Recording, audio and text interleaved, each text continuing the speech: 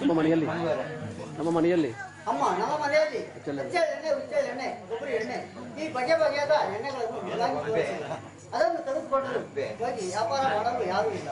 ಇಲ್ಲಿ ಬೇಗ ಬಾಮ ಪಟ್ಟಣಕ್ಕೆ ಹೋಗೋಣ. ಹಾಗೆ ಆಗಲಿ, ನಡೆ ಮಾವ ಹೋಗೋಣ. ದುಃಖದಿಂದ ಅವರನ್ನು ನೋಡಿಕೊಂಡು ಬರುತ್ತೇನೆ.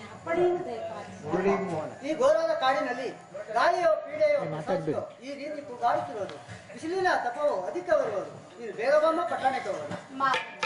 ಗಾಳಿಯಾದರೂ ಹಾಗೆ, ಪೀಡೆಯಾದರೂ ಹಾಗೆ, ಕೊನೆಗೆ ಪಿಶಾಚಿ ಆದರೂ ಸರಿ, ಖಂಡಿತವಾಗಿ ನಾನು ನೋಡಿಕೊಂಡು ಬರುತ್ತೇನೆ. ಅಪ್ಪಣೆಯನ್ನು ದಯಪಾಲಿಸಿ. ನಾನು ಎಷ್ಟು ಹೇಳಿದ್ರು ನೀನು ಬೇಗ ಹೋಗಿ ನೋಡಿಕೊಂಡು ಬೇಗ ಬರುವಳು. ನಾನು ಅಲ್ಲಿ ಕಾಣುತ್ತಿರುವ ವೃಕ್ಷಡಿಯಲ್ಲಿ ಕುಳಿತುಕೊಂಡು ಸ್ವಲ್ಪ ತಾಂಬೂಲ ತಮ್ಮ ಅಜ್ಜಿ ತಾಳಿ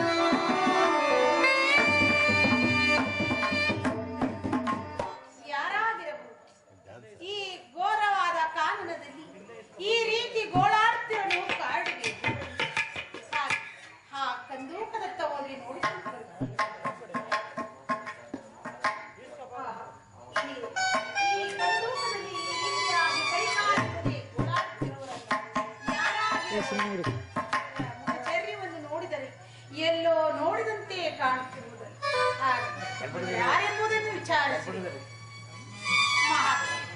ಇದೇ ಈ ಕಂದೋಕದಲ್ಲಿ ಬಿದ್ದು ಹೊರಡಾಡುತ್ತಿರಲು ಕಾರಣವೇ? ಇದೇ ನಿಮ್ಮ ಕೈ ಕಾಲುಗಳನ್ನು ಕಡಿಯಲು ಕಾರಣವೇ? ನನ್ನನ್ನು ಮೊದಲು ಈ ಕಂದೋಕದಿಂದ ಮೇಲೆತ್ತಿಕೊಳ್ಳುತ್ತಾರೆ, ನನ್ನ ವೃತ್ತಾಂತವನ್ನು ತಿಳಿಸುತ್ತೇನೆ. ಹಾಗೆ ಹಾಗೆ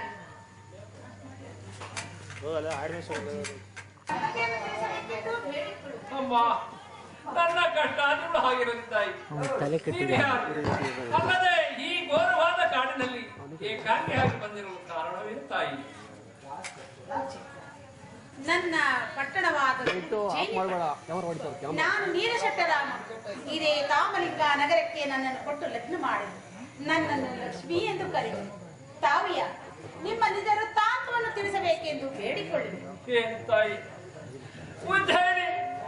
ಉಜ್ಜಯಿನಿ ಪಟ್ಟಣ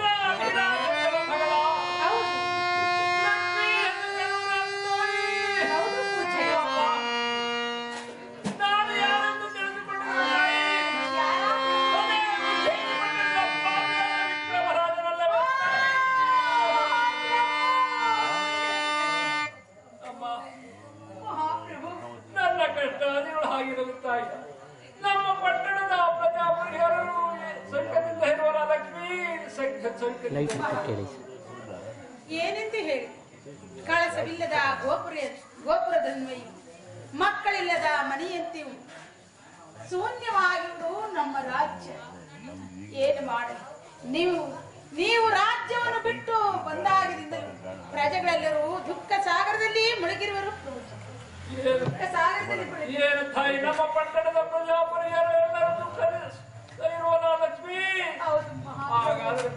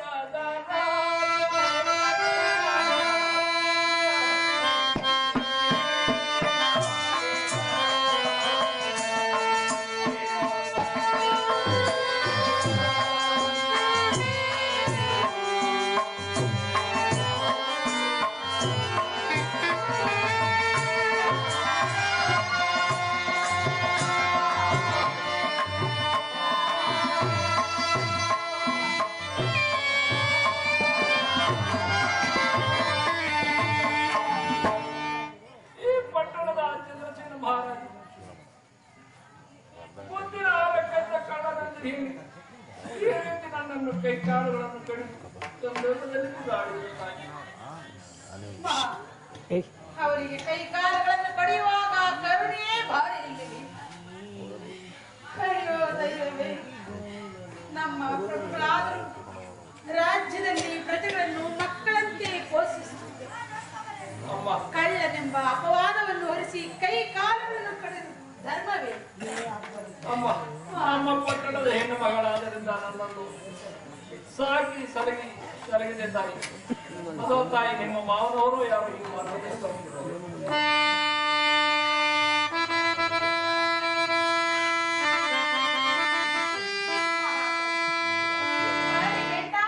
ನೀವು ಸ್ವಲ್ಪ ಜಲವನ್ನು ಸ್ವೀಕರಿಸಿ.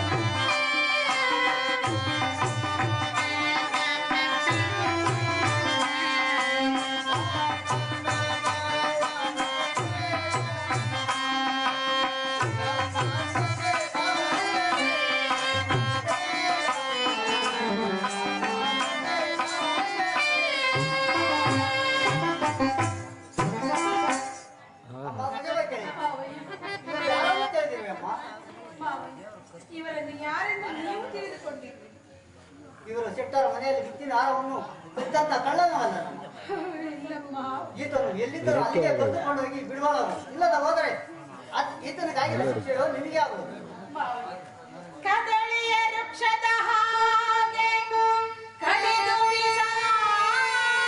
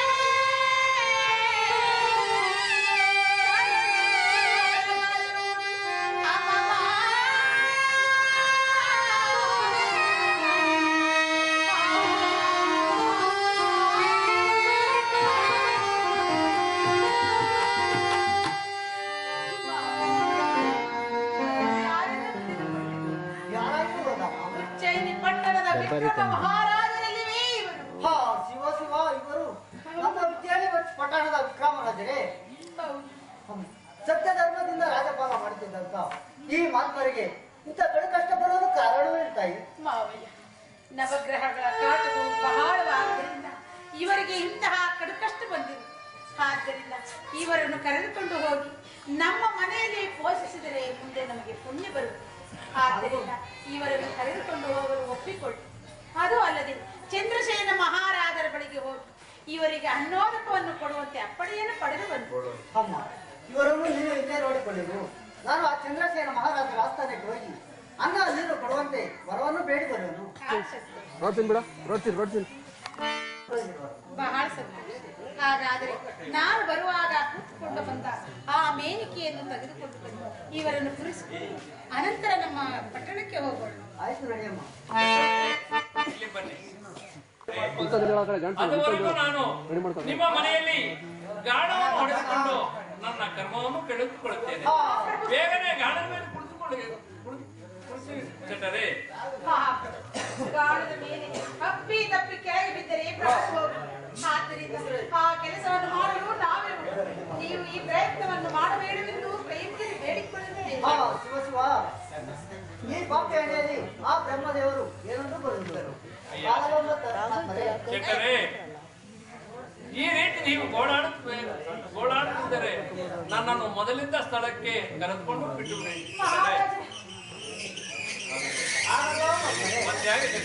ನೀವು ಗಾಣದ ಮೇಲೆ ಕುಳಿತುಕೊಂಡು ಗಾಣವು ಹೊಡೆಯುವಾಗ ತುಪ್ಪಿ ಬಸವನ ಕಾಲಿಗೆ